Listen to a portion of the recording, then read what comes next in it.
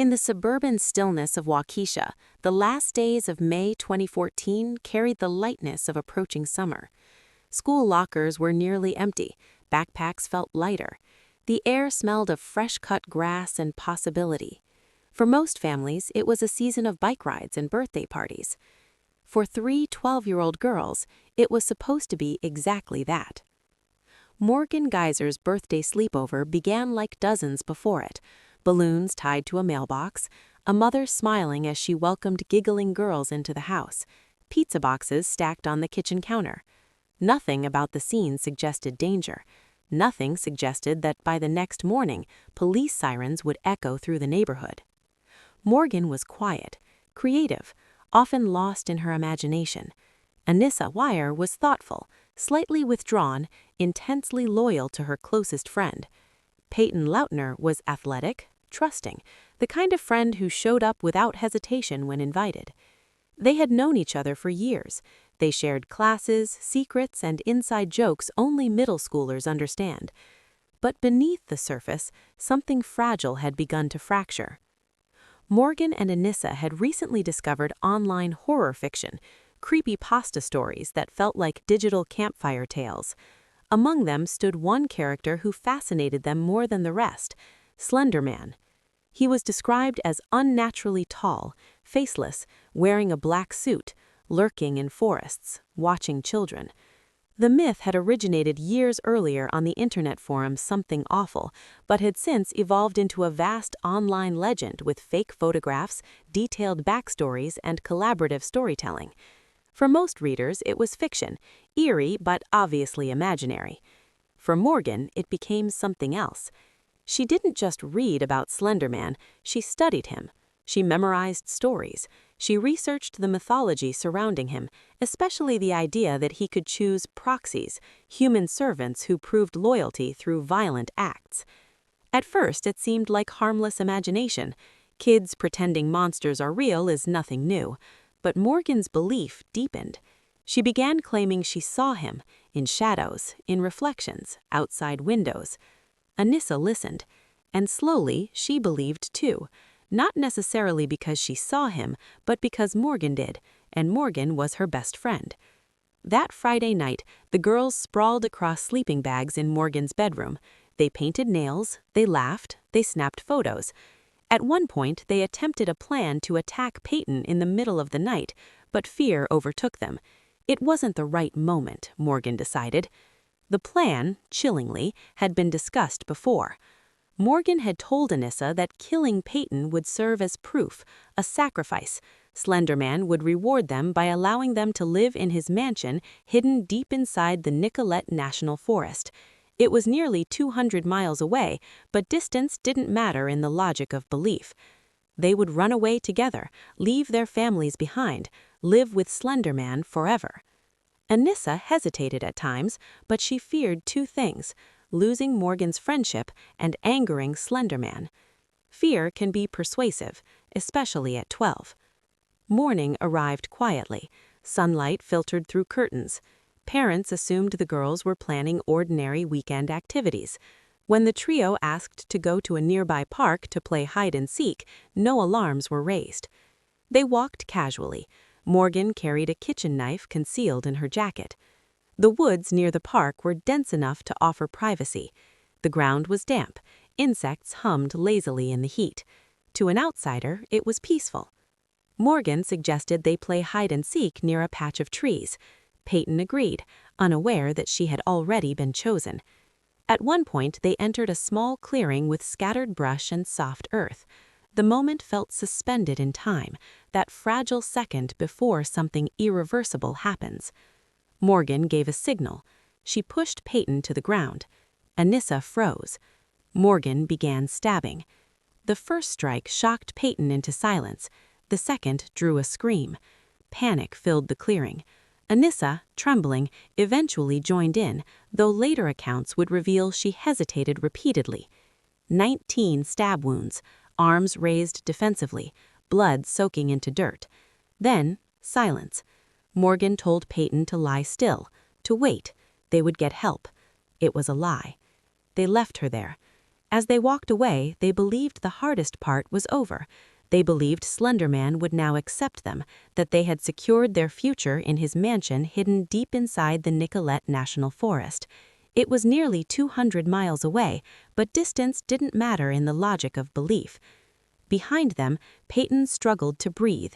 One wound had narrowly missed a major artery near her heart. Another pierced her diaphragm.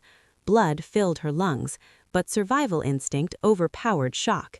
She crawled, through mud, through grass, through pain so intense it blurred her vision. She reached a nearby bike path and collapsed. A passing cyclist noticed something in the grass, a small body, covered in blood. He initially thought it was an animal.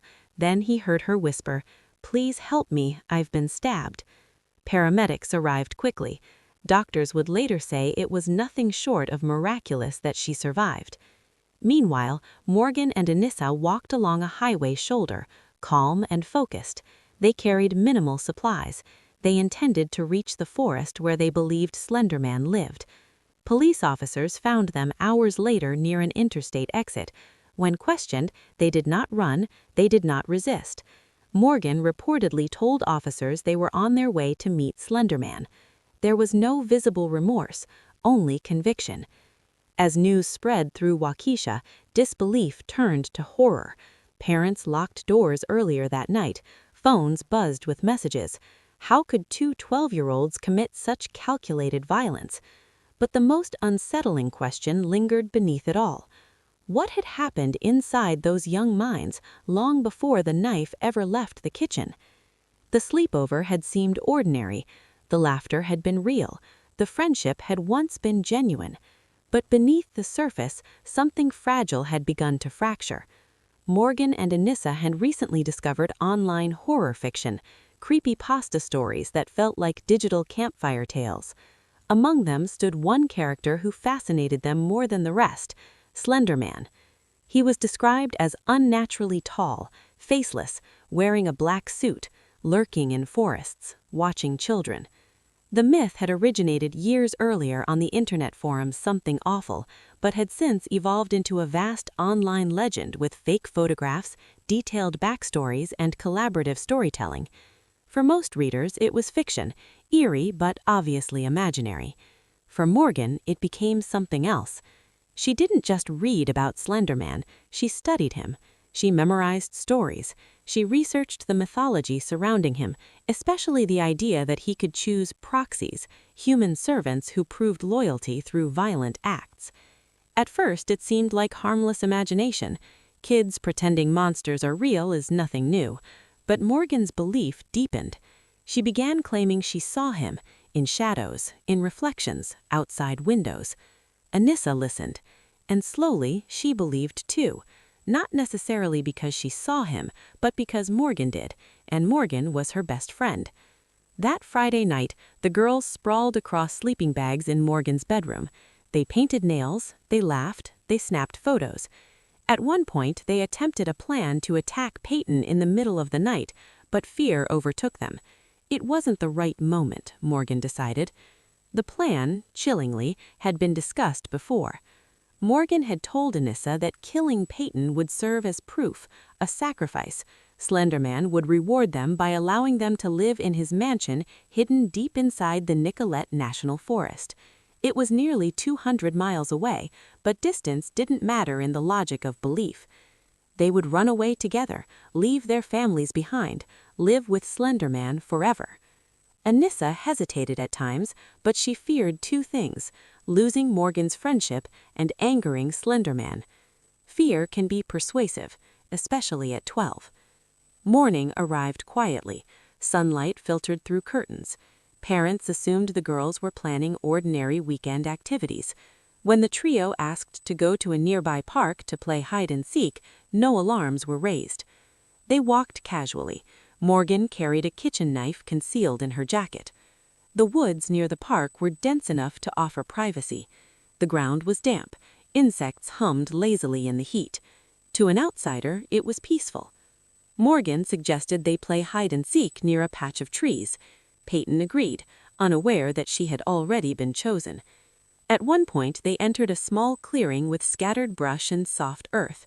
The moment felt suspended in time, that fragile second before something irreversible happens. Morgan gave a signal. She pushed Peyton to the ground. Anissa froze. Morgan began stabbing. The first strike shocked Peyton into silence. The second drew a scream. Panic filled the clearing. Anissa, trembling, eventually joined in, though later accounts would reveal she hesitated repeatedly. 19 stab wounds, arms raised defensively, blood soaking into dirt. Then, silence. Morgan told Peyton to lie still, to wait. They would get help. It was a lie. They left her there. As they walked away, they believed the hardest part was over. They believed Slenderman would now accept them, that they had secured their future in his mansion hidden deep inside the Nicolet National Forest. It was nearly 200 miles away, but distance. The interrogation room was small, fluorescent lights humming faintly above a metal table bolted to the floor. Outside, the suburban calm of Waukesha continued as if nothing had happened. Cars passed, lawns were watered, families prepared dinner. Inside the police station, childhood was being dissected under harsh light. Morgan Geyser sat upright, her hands folded neatly. She looked smaller than her crime, smaller than the headlines that were already beginning to form. Across from her, detectives asked the question that would echo across the country. Why? Her answer came without hesitation. We had to.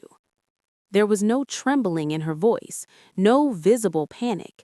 She explained that the stabbing was necessary to prove loyalty to Slenderman. If they failed, he would kill their families. If they succeeded, they would become his proxies and live with him in a mansion hidden within the Nicolet National Forest. The officers exchanged brief glances. Morgan continued calmly, describing Slenderman as if he were a neighbor down the street. She claimed he could teleport, that he could read minds, that he had tentacles emerging from his back. She said she had seen him, in her bedroom, in the woods, sometimes even standing just beyond her peripheral vision. She believed he was watching her at that very moment. In another room, Anissa Wire was also being questioned. Her demeanor was different, more anxious, more uncertain. She admitted she had doubts about Slenderman's existence, but she feared what might happen if they disobeyed him. More than that, she feared losing Morgan. She would have thought I wasn't her friend anymore, Anissa told detectives quietly. It was a chilling revelation. One girl driven by delusion, the other driven by loyalty and fear.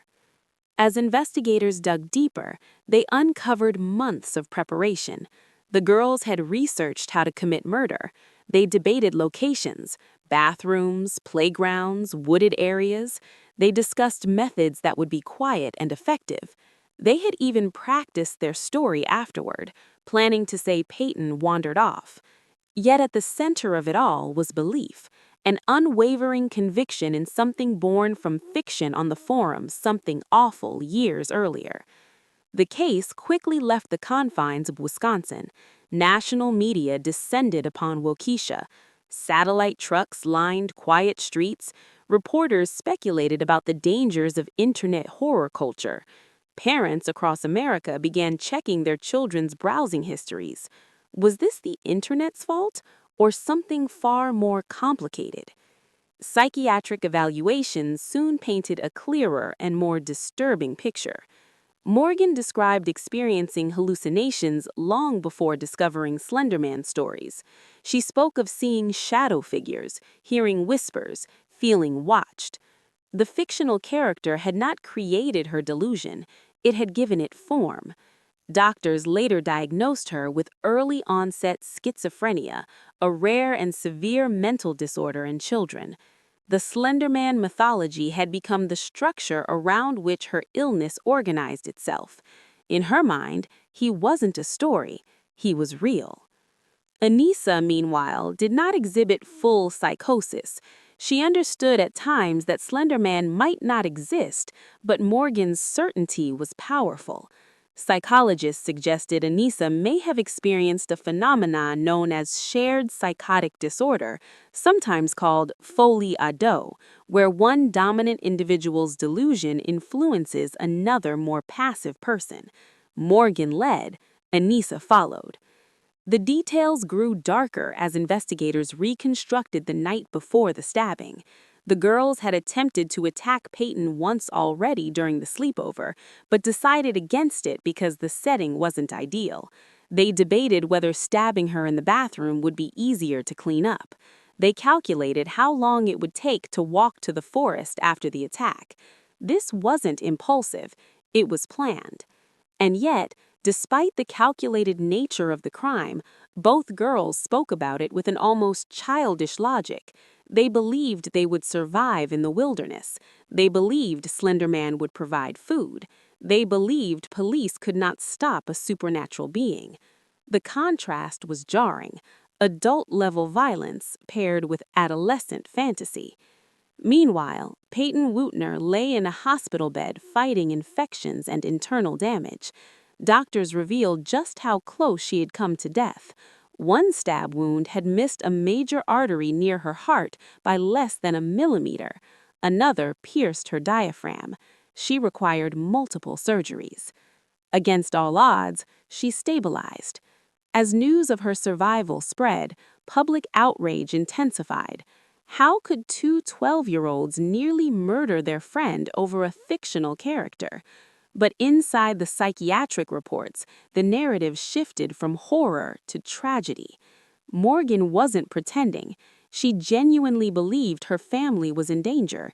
She genuinely believed she was protecting them.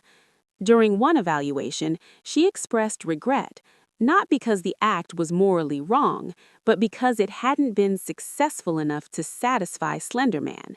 That detail sent chills through even seasoned professionals. Anissa, meanwhile, began to show remorse. She admitted she should have stopped it. She admitted she knew, at least partially, that it was wrong. But she described feeling trapped, caught between fear of a fictional entity and fear of losing her only close friend.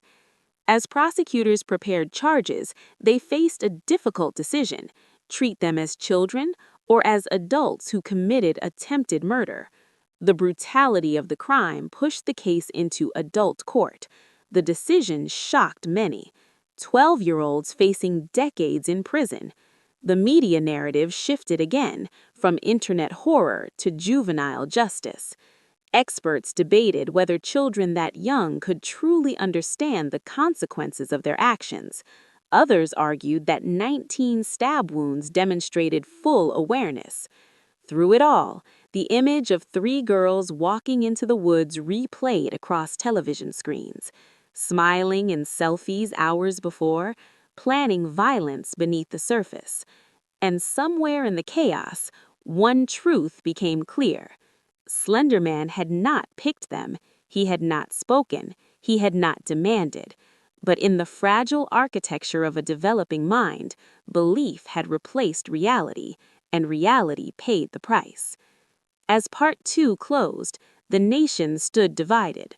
Were Morgan and Anissa monsters, or were they two mentally ill children who mistook fiction for fate? The courtroom would soon attempt to answer that question. But for now, the woods of Waukesha remained quiet again, as if nothing had ever happened. Only the scars, both visible and invisible, proved otherwise. The courtroom in Waukesha felt heavier than it should have. The wooden benches, the state seal mounted high above the judge's chair, the faint shuffle of paperwork. It was a setting meant for adults, for hardened criminals, for people who understood the weight of their actions. But seated at the defense tables were two girls who, not long ago, had been worried about homework and birthday parties. Morgan Geyser and Anissa Wire were charged as adults with attempted first-degree intentional homicide, a charge that carried a potential sentence of up to 65 years. The decision to try them in adult court sent shockwaves across the country. They were 12 when the stabbing happened.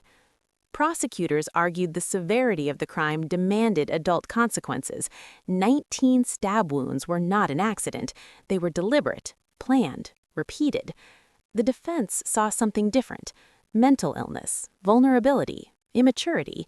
As hearings began, psychiatric evaluations took center stage. Morgan's diagnosis became a focal point. Multiple experts testified that she suffered from early-onset schizophrenia, a rare and severe disorder in children. They described her hallucinations in detail: shadowy figures, distorted faces, whispers that felt as real as spoken words. And woven through all of it was Slenderman. Morgan had not invented him. He had originated years earlier on Something Awful, but in her mind he had evolved into something tangible. She described seeing him standing in her room at night. She claimed he communicated expectations without speaking. To Morgan, the stabbing had not been an act of cruelty, it had been an act of protection. Psychiatrists explained to the court that untreated schizophrenia can distort perception so completely that fiction becomes indistinguishable from reality. Morgan did not see herself as a villain. She believed she was saving her family from harm. That distinction became crucial. If she truly could not distinguish reality from delusion, was she legally responsible? Anissa's defense took a different path. She did not experience hallucinations. She did not claim to see Slenderman physically. Instead, psychologists described her as deeply dependent on Morgan, socially isolated, anxious, eager to please. Experts introduced the concept of shared psychotic disorder, where one person's delusions influence another. Anissa had doubts, but she suppressed them. She feared two things: losing Morgan's friendship and angering a being she had come to partially believe in. Text messages and journals entered evidence. They revealed planning, discussions about how to carry out the attack, where to do it, what to say afterward. They debated locations with unsettling calm. At one point during testimony, the courtroom fell silent as investigators described the girls rehearsing their post-crime alibi during the sleepover. The contrast was unbearable: childish giggles hours before calculating murder. Peyton Leutner's name was spoken often, but her presence remained mostly symbolic. She chose not to testify during many proceedings. Her survival was already considered extraordinary. Doctors confirmed one stab wound missed a major artery near her heart by less than a millimeter. Another narrowly avoided permanently paralyzing her. The prosecution emphasized this detail repeatedly. It was not fantasy in those woods, one prosecutor argued. It was very real. Outside the courthouse, the debate raged. News anchors questioned the influence of internet culture. Parents worried about what their children were reading online. Commentators argued about whether the adult court system was appropriate for preteens. The defense filed motions to move the case back to juvenile court. They argued that children's brains are not fully developed, particularly in areas involving impulse control and long-term consequence assessment. Scientific studies were cited: brain imaging research, developmental psychology. But the brutality of the crime loomed large. In 2017, Morgan made a pivotal decision. She agreed to plead guilty to attempted first-degree intentional homicide, but not guilty by reason of mental disease or defect. It was a legal acknowledgement. She had committed the act, but her mental illness had driven it. The judge accepted the plea. Morgan was committed to a state psychiatric institution, potentially for decades, depending on her treatment progress and risk assessments. Anissa followed a different path. She reached a plea agreement for attempted second-degree intentional homicide as a party to a crime. Unlike Morgan, she did not pursue a full insanity defense. She acknowledged responsibility, though her attorneys emphasized her age and vulnerability. She, too, was sentenced to long-term psychiatric commitment rather than traditional prison. There were no dramatic jury verdicts, no cinematic outbursts, just quiet rulings that would shape the rest of their lives. The courtroom phase ended not with shouting, but with reflection. The judge addressed the tragedy carefully. He acknowledged the severity of the crime while also recognizing the complexity of childhood mental illness. His tone suggested something the entire nation had struggled to articulate. This case did not fit neatly into evil or innocent. It lived somewhere uncomfortable in between. Years passed, and review hearings began. Morgan's attorneys petitioned for conditional release, arguing her symptoms were controlled through medication and therapy. Prosecutors pushed back, citing ongoing concerns about her delusional thinking. Each hearing reopened emotional wounds. Anissa eventually gained conditional release under strict supervision, including GPS monitoring and mandatory therapy. Her release sparked controversy. Some believed she deserved a second chance. Others felt the scars left on Peyton would never fade. Meanwhile, Peyton continued rebuilding her life quietly. She returned to school, she focused on normalcy. In interviews, she displayed a level of forgiveness that stunned observers. She described her former friends as mentally ill rather than evil. That perspective complicated the narrative even further. If the victim could find compassion, what did justice truly look like? As Part 3 closes, the legal battle revealed something deeper than a verdict. The true conflict was not just between prosecution and defense. It was between punishment and understanding, between accountability and illness, between childhood and crime. The woods of Waukesha had witnessed violence born from belief. The courtroom had witnessed a system struggling to respond to something unprecedented, children attempting murder for a fictional figure. And as the girls entered long-term psychiatric treatment instead of prison cells, the nation was left with lingering questions. Could treatment undo delusion? Could time heal trauma? And could society learn to recognize the warning signs before imagination turns deadly again? Years passed, but in Waukesha, May 31st, 2014, never fully faded. The park reopened. Children returned to the playground. Seasons changed. Snow blanketed the same trees that once stood over a bleeding 12-year-old girl. But for the families involved, time moved differently. Peyton Leutner carried physical scars, thin lines etched across her arms and torso, but the deeper wounds were invisible. The stabbing had nearly taken her life. One blade had missed a critical artery near her heart by less than a millimeter. Doctors would later say survival bordered on miraculous. Yet what stunned many was not just her survival, it was her resilience. As she grew older, Peyton chose privacy over publicity. When she did speak publicly years later, her words were measured and remarkably compassionate. She described Morgan Geyser and Anissa Weier not as monsters, but as girls struggling with severe mental illness. "I'm alive because they're in jail," she once said, acknowledging the complicated balance between justice and recovery. While Peyton rebuilt her life quietly, Morgan and Anissa faced a different reality. Not prison bars, but psychiatric institutions with locked doors and clinical evaluations. Morgan's treatment was long and complex. Doctors diagnosed her with early-onset schizophrenia, a rare condition that had shaped her perception of the world long before the stabbing. Antipsychotic medication reduced hallucinations, therapy sessions challenged delusional thinking, and structured routines replaced chaos. But progress in mental health treatment is rarely linear. During review hearings, experts debated whether Morgan still believed in Slenderman. Some reports suggested her symptoms were controlled. Others indicated lingering, distorted thoughts. Prosecutors argued she remained a potential danger if released too soon. The court faced an agonizing question. How do you measure when a delusion is truly gone?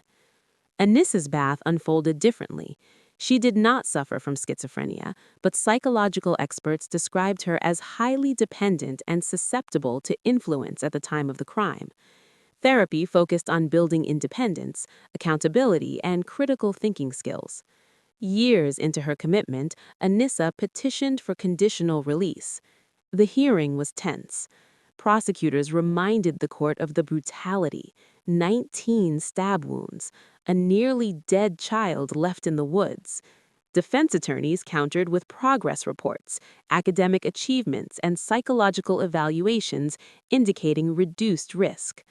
Ultimately, the judge granted Anissa conditional release under strict supervision. She would live with family, wear a GPS monitor, attend mandatory therapy sessions, and avoid unsupervised internet access. For some in Waukesha, the decision felt unsettling. The crime had shaken their sense of safety. The idea that one of the attackers could walk free, even conditionally, reopened fear. Others believed rehabilitation was possible, that children, even those who commit terrible acts, are capable of change. Morgan's case took longer. Her mental illness required deeper evaluation. When she eventually petitioned for conditional release years later, debate reignited nationwide. Doctors testified about medication compliance and behavioral stability. Prosecutors questioned whether structured hospital life masked risks that could reemerge outside. Each court session became less about Slenderman and more about mental health systems, about whether treatment truly heals or merely manages. Meanwhile, the broader cultural impact of the case lingered. The fictional character that began on Something Awful remained part of online horror culture. In 2018, the film Slenderman was released.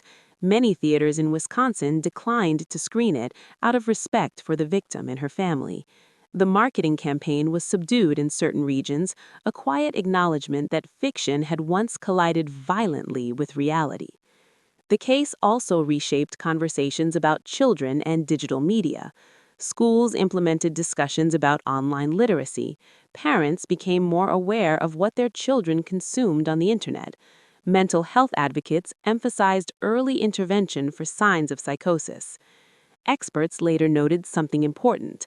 Slenderman did not create Morgan's illness. He gave it a narrative.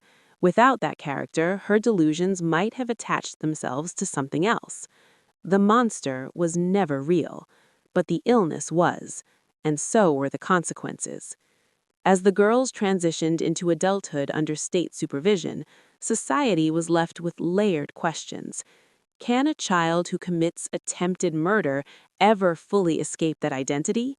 Can forgiveness coexist with accountability? And how should the justice system treat crimes born from untreated mental illness? Peyton's quiet strength offered one perspective. She chose not to let the attack define her. She pursued education, friendships, and a future beyond the headlines. In doing so, she reframed the narrative from one of horror to one of survival. Morgan and Anissa, in separate facilities, and later under varying levels of supervision, faced lives forever marked by a decision made at 12. Their names would always be tied to a case that blurred the lines between fantasy and psychosis. The woods in Waukesha still stand, unchanged by human memory. Leaves fall each autumn, snow settles quietly in winter. Children once again walk those paths, unaware of the history beneath their feet. But for those who remember, the story carries a deeper warning. The Slender Man stabbing was never truly about an internet character. It was about fragile minds left untreated, about how belief, when unchallenged, can distort reality, about how easily childhood innocence can fracture under the weight of delusion. In the end, there was no faceless figure in the forest, no supernatural mansion waiting in the distance, no dark entity pulling invisible strings. There were only 3 girls. 1 nearly lost her life, 2 lost their childhoods, and a community left grappling with a haunting truth. Sometimes the most terrifying monsters are not found in fiction. They are born when reality slips quietly out of focus.